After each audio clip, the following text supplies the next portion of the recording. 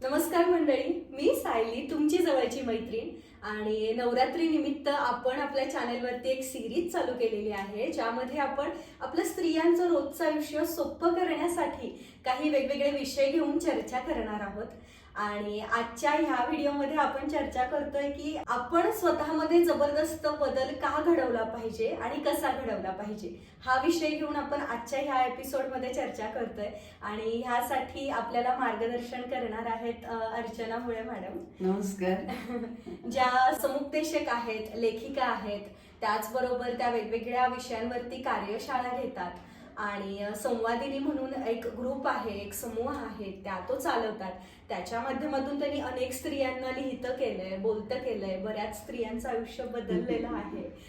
त्याचबरोबर बालक पालक म्हणून एक ग्रुप सुद्धा त्या चालवतात, जिथे मुलांसाठी, पालकांसाठी आणि मुलांसाठी वेगवेगळे उपक्रम राबवले जातात.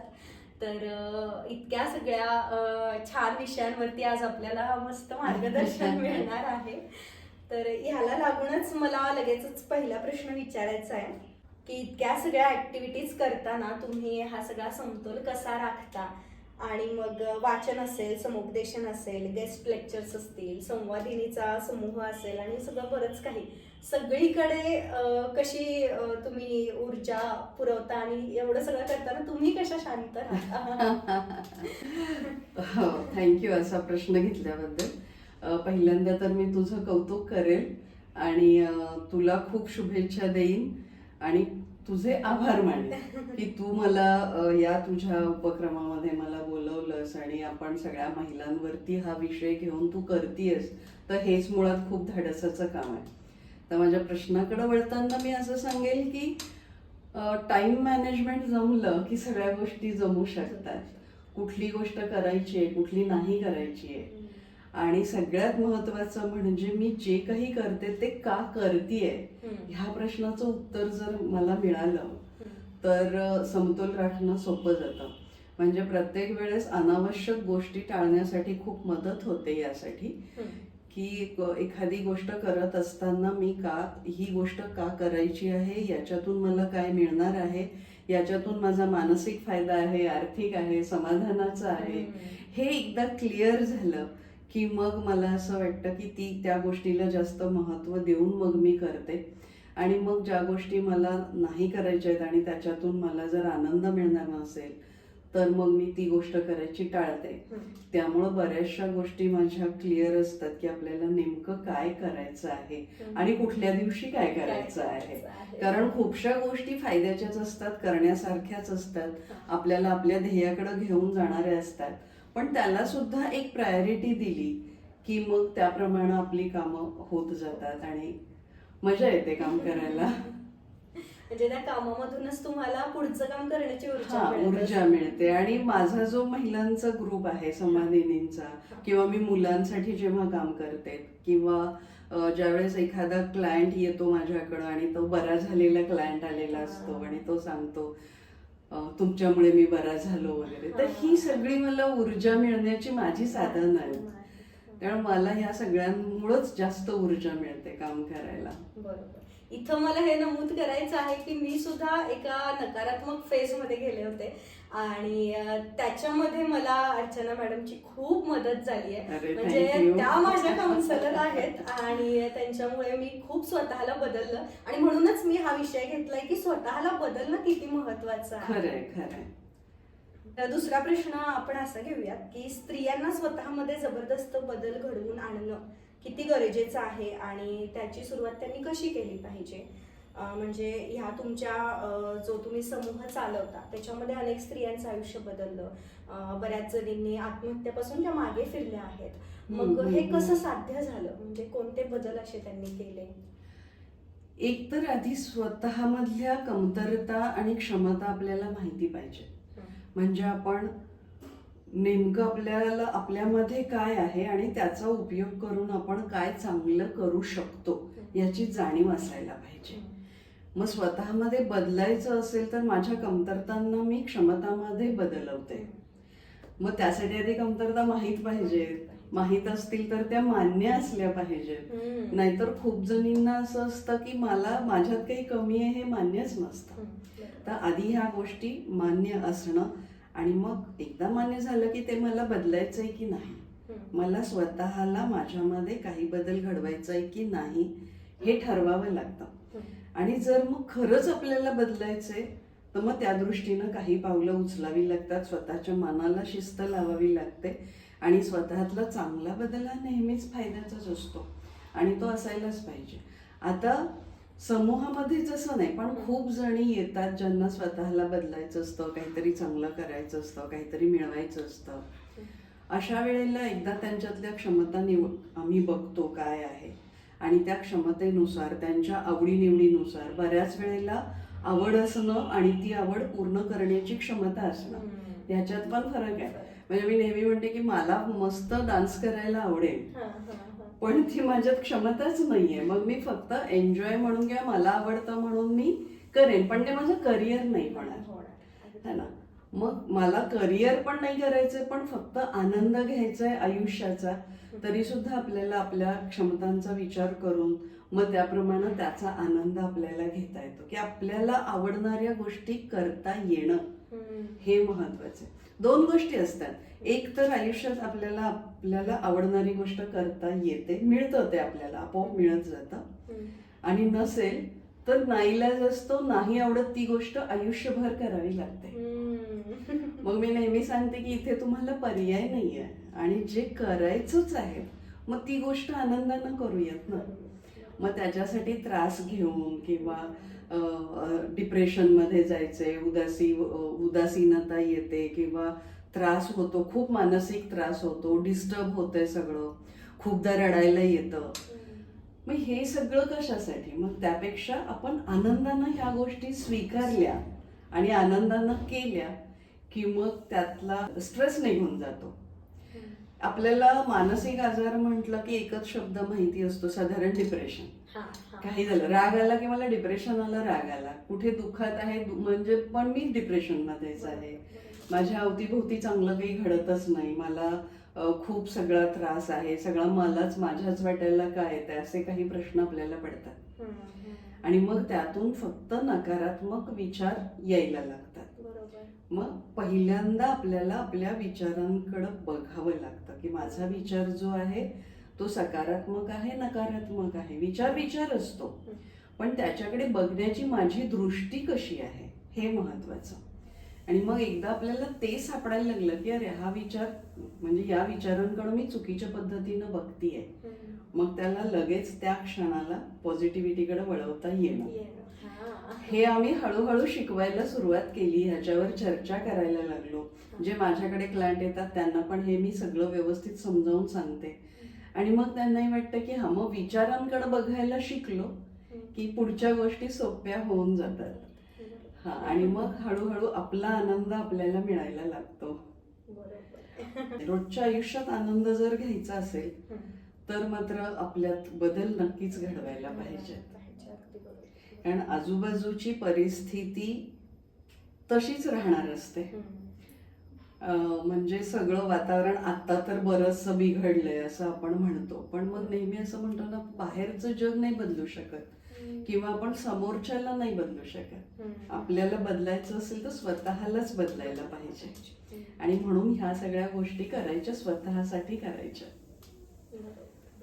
माझ्यामध्ये इतका बदल झालाय आणि तो बदल झाल्यामुळे सगळ्याच आजूबाजूच्या गोष्टी बदलत गेल्या. आणि जेव्हा तुम्ही असं छान सांगत असताना तेव्हा इतकं म्हणजे ते छान वाटतं, ऐकल्यानंतर एक ऊर्जा मिळते की हा हे सगळं आपण केलं पाहिजे. तर ह्याला लागूनच एक प्रश्न आहे की बदल करताना आपल्याला थोडासा त्रास होतो. मग मला नेहमी कमेंट्स मध्ये असं वाचायला मिळतं की घरातल्या म्हणजे जवळच्या नकारात्मक लोकांकडून फार त्रास होतो. मग त्याला कसं सामोरे जायचं किंवा ते कसं टाळायचं? मुळात कुठलेही लोक नकारात्मक नसतात, म्हणजे आपण त्यांना लेबल लावतो की ही माझ्या समोरची व्यक्ती नकारात्मक आहे, म्हणजे तिच्याकडे बघण्याचा दृष्टिकोन आपला नकारात्मक आहे. असे काही प्रसंग असतात किंवा घरामधले सिच्युएशन्स असतात की आपण काही लोकांबरोबर 24 तास राहणार असतो. मग आपण हे उदाहरण म्हणून घेऊ शकतो, सासू सुना असतात, जावा जावा असतात, त्यांचं पटत नसतं, किंवा मग ह्या व्यक्ती आपल्याला नकारात्मक वाटू शकतात. पण त्या 24 तास तशाच असतात का? है ना. त्या काही वेळ तरी चांगलं काहीतरी घडतच की.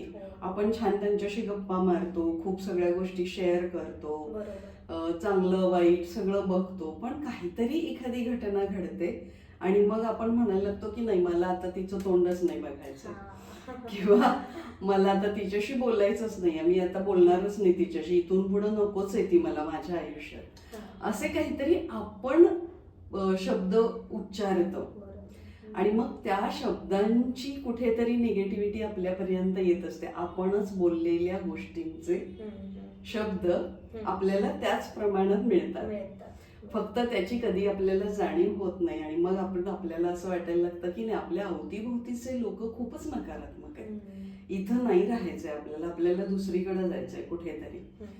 मग जेव्हा आपण दुसरीकडे जाण्याचा विचार काढतो तेव्हा परिस्थितीपासून पळ काढतो.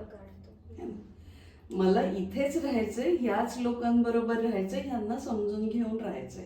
मग ते ऑफिसमध्ये असेल, घरात असेल, किंवा कुठेही समाजात कुठल्या ग्रुपमध्ये असेल, हे वातावरण सगळीकडेच असणार आहे. मग आपण कुठून कुठून पळून जाणार? मग ते पळून जाण्यापेक्षा आहे ती परिस्थिती स्वीकारून त्यांच्याकडे बघण्याचा दृष्टिकोन बदलून आपण राहू शकतो. आणि सतत ती व्यक्ती वाईट आहे म्हणण्यापेक्षा तिच्यात चांगलं काय आहे ते आपण घेणं आणि तिच्या वाईट गोष्टींकडे दुर्लक्ष करणं. आपण दुसऱ्यांना बदलू नाही शकत. मग कधी कधी काय होतं, ते जे बोलतात किंवा त्यांचे जे शब्द असतात त्याचा आपल्याला खूप त्रास होतो. मग ती अशी का वागते, ती तशी का बोलते, मग त्यांच्या वागण्याचा मला त्रास होतो. आता हा त्रास कमी करण्याचं कौशल्य, करून घेण्याचं कौशल्य आपण शिकलं पाहिजे. मग समोरची व्यक्ती काय बोलते त्याच्याकडे कसं दुर्लक्ष करायचं, ते आपल्या कानापर्यंत पडूच नाही दिलं तर काय होईल. आपल्याला माहिती ती वाईट बोलते आपल्यासाठी. मग मी नेहमी असं एक उदाहरण देते की ती व्यक्ती जर म्हणत असेल काय ही मूर्खच आहे, मग आपण स्वतःला विचारू, मी खरंच मूर्ख आहे का? मी नाहीये ना मूर्ख, ते तिचं मत आहे आणि तिचं मत मांडण्याचं तिला स्वातंत्र्य आहे. मग तिने मला मूर्ख म्हटलं म्हणून मी वाईट वाटून घ्यायचं आणि रडत बसायचं, मौनच धरायचं, बोलायचंच नाही किंवा चिडचिड करायची, ह्याच्यापेक्षा ते तिचं मत आहे म्हणून तिकडे दुर्लक्ष करणं आणि मला माहितीये मी कोण आहे, तर मग मी शांत होऊन तिच्या मताचा आदर करून सोडून देणं. ठीक आहे, तुला वाटतंय ते तुझं तू तुझ्याजवळ ठेव, मी ते माझ्यापर्यंत पोहोचूच देत नाही. तर अशा पद्धतीनं सवय लावत गेलो ना आपण, तर मग आपण नकारात्मक गोष्टींपासून लांब यायला लागतो आणि आपल्याला येणाऱ्या स्ट्रेसची जी लेवल असते ती सौम्य व्हायला मदत होते. म्हणजे थोडक्यात काय की जे लेबल्स आपण लावतो की हे नकारात्मक आहे, हे सकारात्मक आहे, ते लेबल्सच आपण काढून टाकूया. कारण त्या लेबल्सचा तसाही काही उपयोग नाही. कारण आपण म्हटलं की ती व्यक्ती नकारात्मक आहे असं जेव्हा म्हणतो त्यावेळेला आपलाच दृष्टिकोन तसा आहे ना, म्हणजे आपणच निगेटिव्ह असतो आधी आणि मग समोरच्याला आपण नावं ठेवतो. म्हणून नेहमी दुसऱ्यांपेक्षा स्वतःमध्ये बघायला शिकलं पाहिजे. मी माझ्यात काय आहे आणि मी स्वतःत काय बदल करू, बस एवढं. आणि मी नेहमी म्हणते की आपण बदलायला लागलो ना की आपल्या अवतीभोवतीचं जग, आपल्या अवतीभोवतीची परिस्थिती आपोआप बदलायला लागते. कारण आपण आतून सकारात्मक होतो आणि बाहेर सकारात्मकता पसरवतो. तुमच्या ह्या वाक्यामुळे म्हणजे अनुभव मी घेतलाय आणि जेव्हापासून मी स्वतःला बदलवलंय आणि तेव्हापासून आजूबाजूचं सगळंच बदलत गेलंय. म्हणजे माझ्या बदलण्यामागचं प्रोत्साहन हेच वाक्य आहे की आपण बदलायला लागलो की आजूबाजूची परिस्थिती अगदी. हाच पुढचा प्रश्न होता की स्वतःवर काम करायला सुरुवात केली की आजूबाजूचं वातावरण बदलतं. नक्कीच बदलतं आणि खूप छान बदलतं. म्हणजे स्वतःमध्ये बदल करत असताना ज्या काही गोष्टी आपण आत्मसात करायच्या त्याच्यामध्ये मेडिटेशन येतं, पॉझिटिव्ह अफर्मेशन्स येतात, स्वतःला चांगलं सांगणं येतं, सेल्फ सजेशन्स म्हणतो आपण की स्वतःला सारख्या चांगल्या सूचना देणं, ह्या सगळ्यामुळे आपोआप बदल व्हायला लागतो. आणि काही वेळ सातत्याने ह्या गोष्टीवर काम केल्यानंतर म्हणजे माझा तर स्वतःचा पण हा अनुभव आहे. जसं व्हिज्युअलायझेशन म्हणतो की मला अमुक एक गोष्ट मिळवायची असेल तर ते स्वप्न बघा किंवा डोळ्यासमोर त्याचं चित्र निर्माण करा. तर हे सातत्यानं केल्यानंतर खरंच त्या गोष्टी आपल्याला मिळायला लागतात. म्हणजे आपल्याला जे हवंय ते मिळवण्यासाठी म्हणजे लॉ ऑफ अट्रॅक्शन आहे, ह्या सगळ्या गोष्टींचा आपण सातत्यानं प्रयोग मात्र करत राहिला पाहिजे. आणि मग हे सगळं जीवनामध्ये आणल्यानंतर आपल्यामध्ये चांगले बदल घडतात. मग आपण ते सगळं करायचं सोडून देतो आणि पुन्हा मग आपल्या आयुष्यामध्ये चढ उतार किंवा आपले मूड स्विंग्स व्हायला लागतात किंवा आपल्याला पुन्हा नकारात्मक वाटायला लागतं. त्याच्यामुळे ते कंटिन्यू ठेवणं अगदी अगदी कुठल्याही गोष्टीमध्ये सातत्य असल्याशिवाय काहीच मिळत नाही. मग आपण सुरुवात केली आणि मग काही दिवसांनी आपल्याला सगळं मिळायला लागलं, छान पण वाटायला लागलं, मग आपल्याला वाटतंय की हा मला जे हवंय ते मी मिळवलंय, आता मला काही नकोय, आता मी मस्त आरामात राहते. आणि मग पुन्हा आपण काहीच म्हणजे थोडे काही न करता शांत बसायला लागतो. म्हणजे चांगले विचार करणं सोडून देतो, मेडिटेशन सोडून देतो, व्यायाम सोडून देतो आणि मग ह्याचे परिणाम पुन्हा येणारच. त्यामुळे सातत्य म्हणजे ही जीवनशैली आहे. जसं आपल्या शरीराला वळण लावण्यासाठी व्यायामाला आपण जीवनशैली म्हणतो, तसं विचारांची शैली आहे. या विचारांना किती महत्व द्यायचं हे आपल्या हातात आहे. आपण ठरवायचंय की मला हे सातत्याने हेच विचार आणायचे. मग एखादी नको असलेली व्यक्ती पटकन समोर आली तर लगेच सुरू होतं आपलं बॅक ऑफ द माइंड की नाही ही नाही यायला पाहिजे माझ्या जवळ. किंवा ही व्यक्तीने मला नाही सांगितलं पाहिजे हे असं कर किंवा कसं वाग म्हणून असं. तर तेव्हा पुन्हा आपण लगेच स्वतःला इमिजिएट सांगता आलं पाहिजे की नाही हा तुझा विचार चुकतोय, तिला काय बोलायचंय ती बोलून जाईल 2 मिनिटात, हवं तर तू तिच्या बोलण्याकडे लक्ष नको देऊ पण निदान तिचं ऐकून घे. हे पटकन स्वतःला सांगितलं ना की मग आपण पुन्हा ऐकायला लागतो.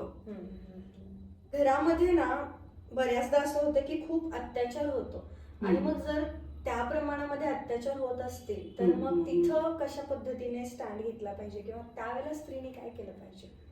आता अत्याचारामध्ये खूप प्रकार आहेत. नेमका कुठला अत्याचार आहे म्हणजे तिचा कौटुंबिक छळ आहे, मारहाण आहे, किंवा आता आपण ऐकतोय सगळीकडं की रेप सारख्या घटना आहेत, म्हणजे चुकीच्या पद्धतीनं तिला कोणी स्पर्श करत असेल, विनयभंग करत असेल, हा एक वेगळा आहे. किंवा डायरेक्टली असं काही करत नाही पण टोचून बोलणं असतं किंवा चिडवणं असतं, विनाकारण शाब्दिक मारहाण करणं म्हणतो आपण ह्याला, शाब्दिक त्रास देणं असतं. तर ह्यातल्या कुठल्या प्रकाराला मी बळी पडतीये किंवा ह्यातला कुठला प्रकार माझ्या बाबतीत घडतोय हे बाईला माहिती असतं, तिला माहिती असतं, पण ह्यातनं तिला बाहेर पडता येत नाही. तिनं तिच्या अंगवळणी पडून गेलेलं असतं हे सगळं. हा इट्स ओके, हे असंच होणार, माझं नशीबच फुटकं आहे किंवा माझं नशीब असंच आहे, माझ्या आयुष्यात कुठलीही चांगली गोष्ट घडणार नाही. आणि तिने ते स्वीकारून ती तशीच पुढे गेलेली असते. ह्याचा तिला प्रचंड मानसिक त्रास होतो आणि याच्यातून मग ती कधी कधी डिप्रेशन मध्ये जाऊ शकते किंवा मानसिक अनारोग्य तिच्या वाट्याला येऊ शकतं. तर हे टाळण्यासाठी तिने खूप काही करू शकते. मुळातच महिला सक्षम आहे, म्हणजे हे सक्षमीकरण सबलीकरणाचे कार्यक्रम जे काही आपण घेतो ते प्रत्येक महिलेपर्यंत कितपत पोहोचतंय माहिती नाही, पण ती मुळात सक्षम आहे, सहनशील आहे आणि म्हणून हे जास्त घडतं. मग आपल्या सहनशीलतेच्या मर्यादा आपल्याला कळल्या पाहिजे की मी कोणत्या लेवल पर्यंत हे सहन करणार आहे आणि कुठे जाऊन मी विरोध करणार आहे का मी विरोध करणारच नाहीये, असंच मी ते सहन करत राहणार आहे, हे तिने ठरवायचंय. मग तिच्यामध्ये तेवढी जागरूकता आली पाहिजे की मला या पॉइंट नंतर मी सहन नाही करणार आहे, मी त्यांना चांगल्या शब्दात सांगून बघेन पहिल्यांदा, तेवढी हिंमत मी माझ्यामध्ये निर्माण करेन की मी बोलू शकते, मला बोलता येतं. तुम्ही जर मला इतका त्रास देत असाल तर मलाही तुम्हाला म्हणजे प्रत्येक वेळेला मी सहन करण्यापेक्षा मी बोलणार आहे, हे तिने ठरवलं पाहिजे. हा जो विचित्र प्रकारचा विनयभंगासारखा, बलात्कारासारखा अशा जर काही गोष्टी अत्याचाराच्या घडत असतील तर मात्र तिने त्या त्या वेळेला विरोध हा केलाच पाहिजे. हे सहन नाही करायचं, कारण त्यातून तिला प्रचंड त्रास होऊ शकतो पुढे जाऊन. मग त्याच्यासाठी तिने विश्वासाने आपल्या घरातल्या व्यक्तींना सांगायला हवंय, पोलिसांमध्ये जायला हवंय, म्हणजे कंप्लेंट करायला हवी आहे. ह्या सगळ्या गोष्टी तिने करायला पाहिजेत. आणि मुख्य म्हणजे ह्या गोष्टीला नो मीन्स नो जे आपण म्हणतो ना, नाही म्हणजे नाही म्हणायला शिकलंच पाहिजे. म्हणजे सुरुवातीला मी कसं नाही म्हणू, मग तो कुणीतरी आदरयुक्त व्यक्ती असते घरातली, मग त्यांना कसं नाही म्हणायचं, किंवा घरातले माझं ऐकतील की नाही, हे तर लहान मुलींच्या बाबतीत पण, हा, किंवा मलाच काहीतरी उलट बोलतील की तुझंच काहीतरी चुकत असेल. तर त्यांना काय समजायचंय त्याच्यापेक्षा मला काय म्हणायचंय हे नीट समजून सांगता आलं पाहिजे. आणि तरी घरचे ऐकत नसतील तर वेगवेगळे खूप सगळे मार्ग आहेत आपल्याला ह्या अत्याचारातून सुटका करणारे. म्हणजे जसे की हेल्पलाईन नंबर असतात आपल्याकडे. ह्या सगळ्या गोष्टीचा उपयोग करून घेता आला पाहिजे, करायलाच पाहिजे. आणि सगळ्यात महत्वाचं, अशा अत्याचाराला आपण स्वतः बळी नाही पडायचंय. नाहीच, मान्यच नाही ते. बऱ्याचदा असं होतं की एखाद्या वेळेला एखादी घटना आपल्यासोबत अशी घडून जाते, तेव्हा आपण तिथे विरोध नाही करत. म्हणजे आपल्याला कळतच नाही की आपल्यासोबत काय होतंय, आणि त्याचा त्रास आपल्याला पुढे आयुष्यभर होतो ना, होतो. आणि मग आपलं असं होतं की तिथं मी नाही म्हणाले ना, मग पुढं जर समोरची व्यक्ती कधी कधी आपल्याशी म्हणजे थोडं जरी प्रमाणामध्ये सहज हक्काने काहीतरी सांगत असेल की असं नको करू तसं नको करू, मग तिथं आपण म्हणतो की नाही तू कसं मला सांगतो, म्हणजे तिथं आपण आवाज उठवतो. त्याचा परिणाम असा होऊ शकतो. हे काय माहितीये का, संस्कार आणि वास्तव ह्यातला फरक आहे. म्हणजे संस्कारात काय गोष्टी येतात की समजा एखाद्या मुलाशी आपण बोललो तर ते पाप आहे, ही चांगली गोष्ट नाहीये, ही वाईट गोष्ट आहे. मग मुलांशी नाही बोलायचं, किंवा परपुरुषाशी नाही बोलायचं. मग इथे मैत्रीच्या मर्यादा सांगितल्या जात नाहीत, हे लहान असताना सांगितलं गेलं पाहिजे.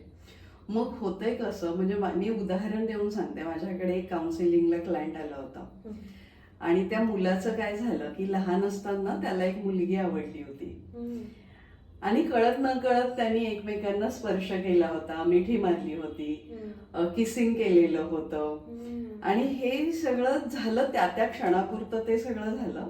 आता ते मोठे आहेत, तो कुठे तिला माहित नाही, म्हणजे ते सगळे मोठे आपापल्या क्षेत्रात चांगलं करिअर करतात.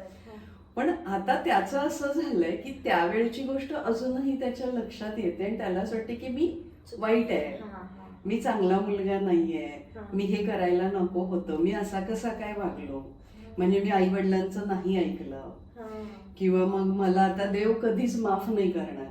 आणि मग तेव्हापासून जे सुरू झालं स्वतःला कमी लेखणं, मी चांगला नाहीये, मी चांगला नाहीये. मग पुढे पुढे पुढे जाऊन असं झालंय की त्याच्या वाट्याला यश येतच नाही, सतत तो त्या नकारात्मक भूमिकेतच आहे, गिल्ट की मी चांगला नाहीये, मी हे त्यावेळेला. पण ती घटना होऊन गेली आहे आणि त्यातून मला आता बाहेर पडलं पाहिजे, ते पडता येत नाही. त्याचं कुठलं उत्तर त्याला मिळालेलं नाही त्याही वेळेला आणि अजूनही. म्हणजे आता तो त्या उत्तराच्या शोधात आहे. ते कदाचित आता मिळेल पुढं, तो त्या गिल्ट मधून बाहेरही पडेल. पण हा फरक मात्र संस्कार आणि वास्तव मधला आहे. त्यामुळे मुलांना संस्कार देत असताना वास्तवाची पण जाणीव करून द्यायला हवी. एकदा का मुलांना, आणि हे आपण पापी आहोत वगैरे हे शब्द घरातूनच जातात, हे कुठे शाळेत नाही शिकवलं जात की कुठला विद्यार्थी पापी आहे, तू हे असं केलंस तर पाप होतं, देव पाप करतो, हे घरातले शब्द आहेत. तर हे कुठेतरी ह्या शब्दांवर पण मर्यादा पाहिजे, किंवा चुकीचे शब्द मुलांमध्ये नाही उतरवले गेले पाहिजेत, कारण आयुष्य खराब होतं मुलांचं. म्हणजे लहानपणी आपण काहीतरी मुलांना सांगतो ते पूर्ण आयुष्य लक्षात ठेवतात. अगदी अगदी अगदी, हो हो हो. आता त्याच्यामध्ये पण कसं आहे, मुलांना ना चांगलं वाईट पटकन कळत नाही, ते शिकत जातात, ते कोणी शिकवत नाही. आता आजूबाजूची परिस्थिती पाहता हे शिकवण्याची वेळ आलेली आहे. आता शिकवलंच पाहिजे, आणि घरातून, शाळेतून, समाजातून चांगलं वाईट हे शिकवता आलं पाहिजे. अगदी. मग पुढचा प्रश्न मला असा विचारायचा आहे की रागावर नियंत्रण ठेवणं का आणि किती गरजेचं आहे? राग राग ना आपल्या आयुष्यात स्लो पॉयझनिंगचं काम करतो है ना. विष पसरतंय आपल्या शरीरात. विष पसरलं ना तर मग आपल्याला अगदी टोकाचं म्हणलं तर मृत्यूपर्यंत माणूस पोहोचू शकतो. अगदी तसं मनात जर विष पेरायचं काम कोण करत असेल तर हा राग ही भावना काम करते. त्यामुळे रागावर नियंत्रण पाहिजेच, कारण रागामुळे खूप सगळ्या आजाराला निमंत्रण मिळतं. माणसं तुटतात, आपण एकटे पडायला लागतो आणि ह्या सगळ्या गोष्टींमुळे स्वतःचं पण आयुष्य आपण म्हणजे जगण्यातला आनंद घालवून बसतो आपण. आणि म्हणून रागावर नियंत्रण फार महत्वाचं आहे. राग येतोच का मुळात, आणि राग येणं साहजिकच आहे. म्हणजे अरिस्टॉटलने असं लिहून ठेवलंय, योग्य वेळी योग्य प्रमाणात योग्य व्यक्तीवर राग यायला हवा. आपलं उलट होतंय, म्हणजे कारण पण योग्य नसतं, त्यावेळची ती व्यक्ती पण ती नसते, काहीतरी कुठला तरी मागचा राग आपण आत्ता काढत असतो. म्हणजे योग्य वेळी योग्य त्या कारणाने योग्य प्रमाणात योग्य माणसावर आपण रागवतच नाही. कारण ते भानच राहत नाही राग आल्यावर. राग आल्यावर आपलं भान सुटतं आणि आपण काहीतरी विचित्र वागतो, विचित्र शब्द उच्चारतो, प्रतिक्रिया वेगळ्या पद्धतीने देतो आणि त्याचा परिणाम स्वतःवर पण होतो, समोरच्या व्यक्तीवर पण होतो. दिवस आपला खराब जातो. बरं, आपला राग किती दिवस टिकतो त्याच्यावर पण आहे. म्हणजे काही जण 2-2, 4-4 दिवस रागाच्या भरात बोलतच नाही. रागाच्या भरात ते भांडे चपटे होऊन जातात सगळ्या भांड्या बायकांच्या तरी. म्हणजे इतका राग असतो भरलेला. काहींचा राग इतका असतो आयुष्यभराचा असतो. म्हणजे मी अशी कितीतरी उदाहरणं बघितली आहेत की हॉस्पिटलमध्ये ऍडमिट असतो पेशंट, अगदी आता आपण म्हणूया की मृत्यूच्या दारात आहे असंही म्हणू शकतो, पण राग नाही सुटलाय. आणि बघायला गेलेली जी व्यक्ती तिच्यावर तिचा राग आहे. आता ती व्यक्ती बघायला जाते आणि हा तोंड फिरवतो है ना. म्हणजे हा राग इतका की मी एक वेळ मरण पत्करेन पण तुझं तोंड नाही बघणार.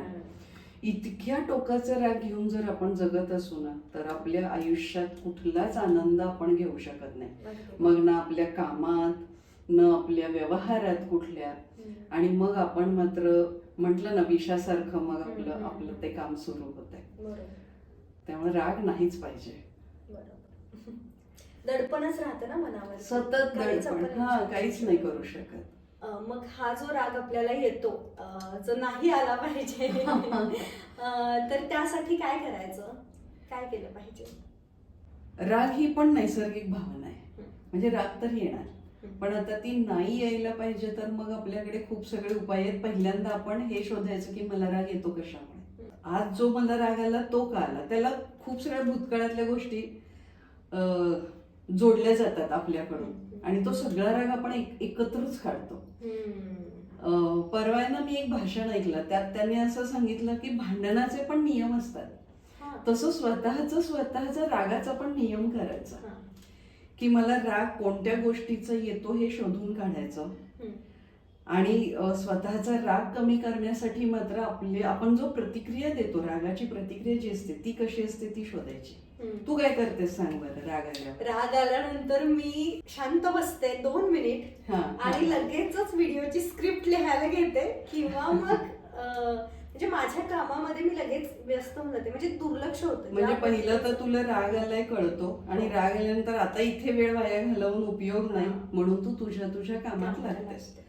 तर तसंच आपल्याला मी किती चिडते, म्हणजे मी चिडल्यानंतर माझे शब्द कोणते असतात, त्याच्यानंतर मी भांडे आपटते का, मी आरडाओरडा करते का, मी मौन धरते, मी 8-8 दिवस बोलतच नाही का, मी आदळापट करून पाय वगैरे आपटून घरातनं बाहेर निघूनच जाते, मग कुणाला न सांगता मी कुठेतरी जाऊन बसते, कुठे देवळात बसलीये, गार्डन मध्ये जाऊन बसलीये, असं काही करते.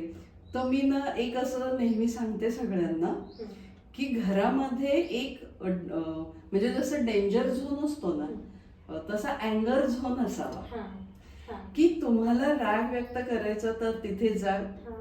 तिथे एखादा आरसा असावा त्या रूम मध्ये, आरशासमोर उभे राहा आणि तुमचा सगळा राग व्यक्त करा बरोबर. तिथे जाऊन. बरोबर बरोबर. आणि जर कळतंय आपण खूप मोठ्याने ओरडतोय असं जर लक्षात आलं तर आपण आपल्या स्वतःला अशी सूचना देऊया, पुढच्या वेळेस थोडा राग आला तर मी जरा हळू बोलीन. हा, आपल्याला सगळं माहिती असतं, राग आल्यानंतर उलटे अंक मोजा, एक ग्लास पाणी प्या, तिथून दुसरीकडे जा किंवा बाहेर निघून जा कुठेतरी, शांत बसा, हे सगळं माहिती आहे.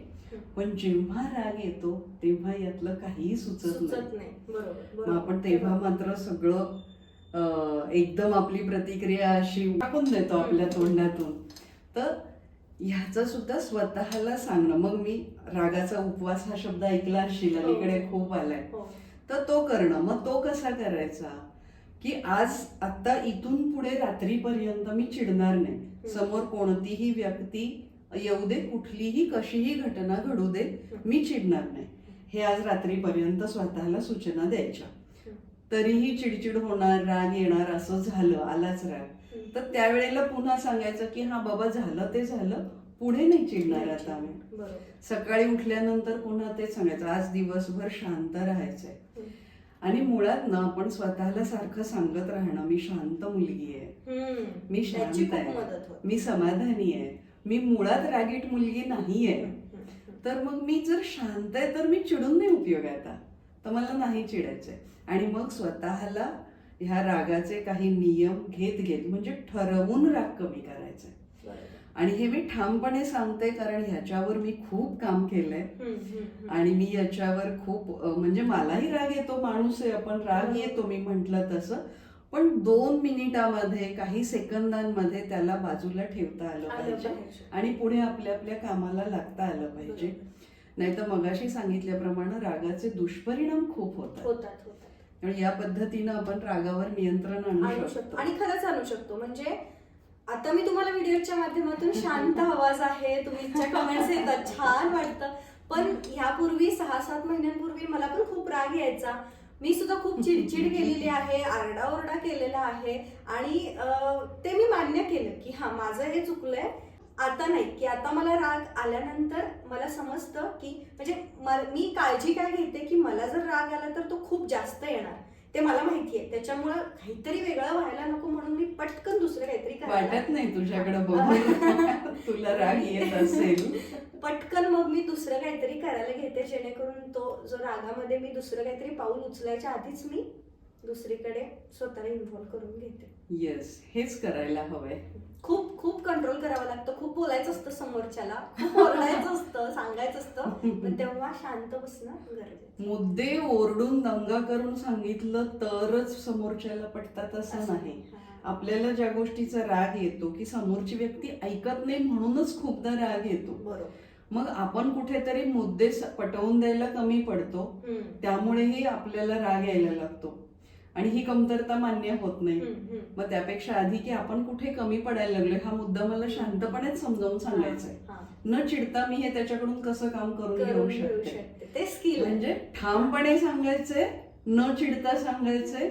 आणि ह्याचा जर सराव झाला तर जमलं, आपल्याला जमू शकतं. म्हणजे सांगायच्या पद्धती आपण पद्धत बदलू शकतो. एक्झॅक्टली, त्याच्यावरती विचार. हो. पुढचा प्रश्न की स्त्रियांनी छंद का जोपासावेत किंवा बकेट लिस्ट आपण म्हणतो, ती का बनवावी आणि का पूर्ण करावी?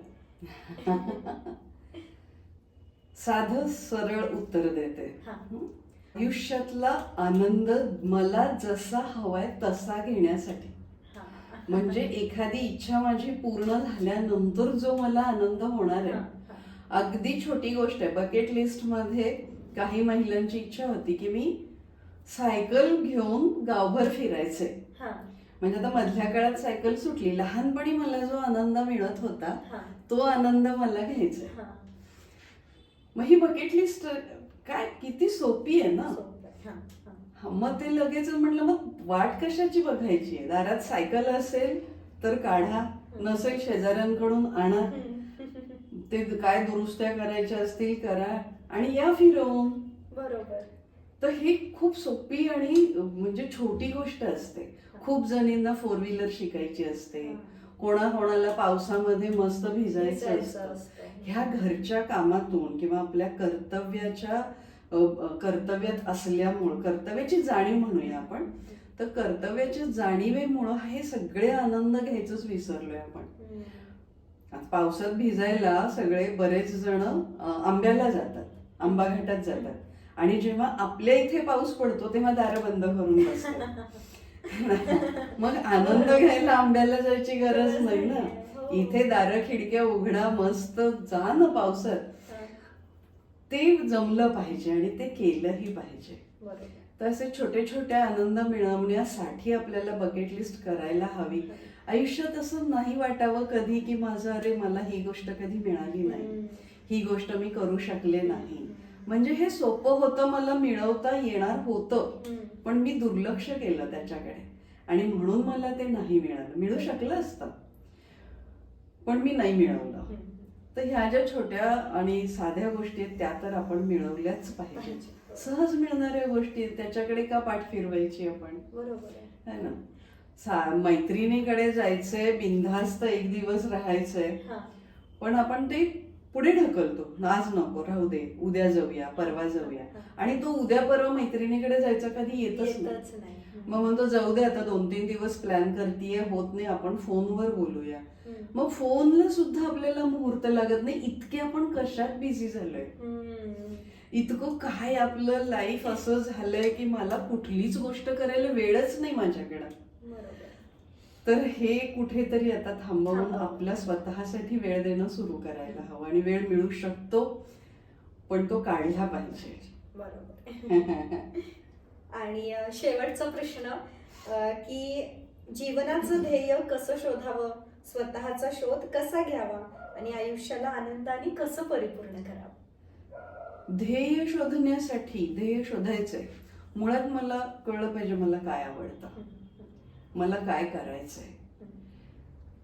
ह्यासाठी आम्ही एक ना प्रयोग केला होता आणि त्याच्यामध्ये असं सांगितलं होतं की रोज सकाळी जेव्हा पहिली जाग येते तेव्हाच असं स्वतःला प्रश्न विचारूया. एक तर पहिलं की मी अरे वा मी जागी आहे, म्हणजे मी जिवंत आहे, हा जो आनंद आहे तो घेतला पाहिजे.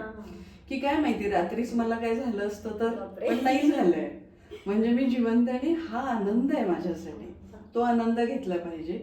त्याच्यासाठी आपण कृतज्ञ असलं पाहिजे. जी काही सृष्टी असेल, निसर्ग असेल, जी पण शक्ती असेल, ज्यांनी आपल्याला जागं केलंय, त्यांचे आभार मानले पाहिजेत. आणि मी खूप आभारी आहे कारण का मी श्वास घेतेय, माझा श्वास सुरू झाला, सुरूच आहे तो. तर हा आनंद व्यक्त करून दिवसाची सुरुवात करणं, त्याच्यामुळेच आपल्याला खूप आनंदी वाटायला लागतं. आणि मग स्वतःला एक प्रश्न विचारणं की मी का जागी झाले, मला जाग का आली. ह्या प्रश्नाचं उत्तर देता येतच नाही. रोज काहीतरी वेगळं असतं, रोज काहीतरी, पण ह्याचा शोध घेणं थांबवायचं नाही. मग त्याची रोज कारणं वेगळी मिळू शकतात. दिवसभरात 10 वेळा विचारा, रात्री झोपताना विचारा, आज मी जागी राहिले, आजचा दिवस एक मला पूर्ण मिळालाय, पण या दिवसात मी काय मिळवलं, आनंद तरी मिळवला का, छोटा मोठा जो काही असेल तो. मग माझा जर श्वास सुरू आहे तर त्याचं प्रयोजन काय आहे, माझ्या जगण्याचं प्रयोजन काय आहे. म्हणजे असं काहीतरी आहे की ज्याच्याने मला संपूर्ण शांत वाटणार आहे, समाधान वाटणार आहे आणि मी समाधानाची झोप घेणार आहे. तसं काहीतरी आहे, ते सतत शोधलं तरच सापडतं. म्हणजे आज मी एकदा प्रश्न विचारलाय आणि झालंय त्याचं, मग नाही, मग ते उत्तर नाही सापडलं, मग विचारायचं सोडून दिलं, असं नाही. ते विचारत राहिलं पाहिजे. याचा अर्थ काय, मला जे आवडतं ते मला करायला मिळतं आणि करायला मिळाल्यानंतर त्याच्यातून मला संपूर्ण समाधान मिळतं. हे संपूर्ण समाधान मिळण्याची जी गोष्ट आहे ते म्हणजे माझं ध्येय असायला हवं. ध्येय म्हणजे फक्त हे नाही की मी करिअरच्या दृष्टीने काय करणार किंवा आर्थिक काय पैसे मिळवण्यासाठी मी काय करणार, हे म्हणजेच माझं ध्येय नाही. आर्थिक स्वातंत्र्य मिळणं हे गरजेचं आहे, पण मग ते म्हणजेच माझं आयुष्य आहे का, मग मी 18 तास 19 तास IT मध्ये काम करते. IT क्षेत्र मला आवडतं, तिथून मला पैसे मिळतात म्हणून मी ते काम करते. आणि त्या दृष्टीने मला बरं वाटतं. पण त्यात समाधान आहे का? त्याच्यामध्ये किती स्ट्रेस आहे, म्हणजे त्याच्यामध्ये किती गोष्टी मला ताणायच्या सारख्या, सतत ताण येतोय काही गोष्टींचा, कामांचा. म्हणजे मग काय म्हणतो, अधिकाऱ्यांचा, बॉसचा त्रास असेल आपल्याला काही, की टार्गेट कम्प्लीट करायचे आहेत. मग हे सगळं करून मला काय मिळतंय? मग ते ताण घेऊन आनंद मिळतो का? मग त्या पैशाचा मला आनंद आहे का? जर मला त्या पैशातून मैत्रिणीला भेटण्यासाठी पण वेळ नाही मिळत आहे, पैसा मिळतो पण, तर मग त्याचा फायदा काय आहे? आणि ह्या सगळ्या गोष्टीसाठी आपल्याकडे एक चांगलं ध्येय असावं. ध्येय गाठण्यासाठीच म्हणजे ध्येय गाठण्याचे टप्पे असतात ना, ते पण आनंदाने आणि समाधानाने झाले पाहिजेत. म्हणजे रोजचं समाधान मिळवण्यात यश आलं पाहिजे, तर मग लांबचा टप्पा आपण सहज गाठू शकतो.